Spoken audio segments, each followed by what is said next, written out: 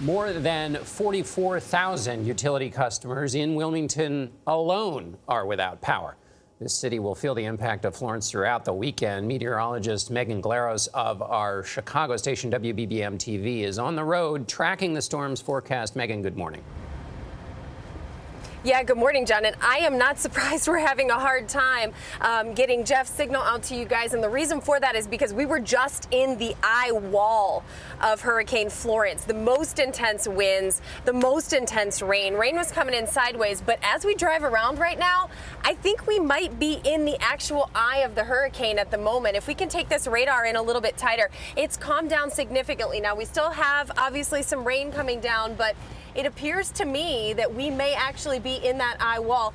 The National Hurricane Center watching, they'll put out an official statement a little bit later on this morning once they have full confirmation. But once that center of circulation passes overland, that's when we are considered in a landfalling situation. Looks like it may be right around Wrightsville Beach, which is just to the east of Wilmington along the coastline. That's where we were live for evening news a couple nights back. So at this point, we still have inclement conditions very clearly, but it's a little bit lighter than it was just a while ago, but still looking at some of those intense bands. Now, even when we're in the eye of the hurricane here, we've got the back side of it. So you get that front side coming through, then the back side has to come through eventually. The eye at one point was about 20 to 25 nautical miles wide. So that's the duration of time where you'd have it a little bit calmer.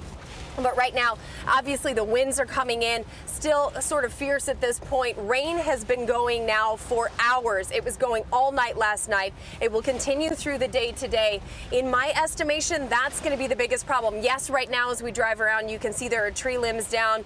The car's being buffeted a bit by the winds. Again, right now it's a little calmer than it was. But we are certainly looking at the potential for this rain to continue for a long period of time. We're talking about all day today. We're talking about all day tomorrow. And we're likely talking about moving into at least a portion of the weekend, Gayle. So at the moment, a little better than it was, but we've got the backside of this eye that'll come through in a little bit of time here in Wilmington. Megan, this morning I heard that it had gone from a Category 4 to a Category 1, and I'm thinking if what we're looking at is a Category 1, I would hate to see what a Category 4 looks like.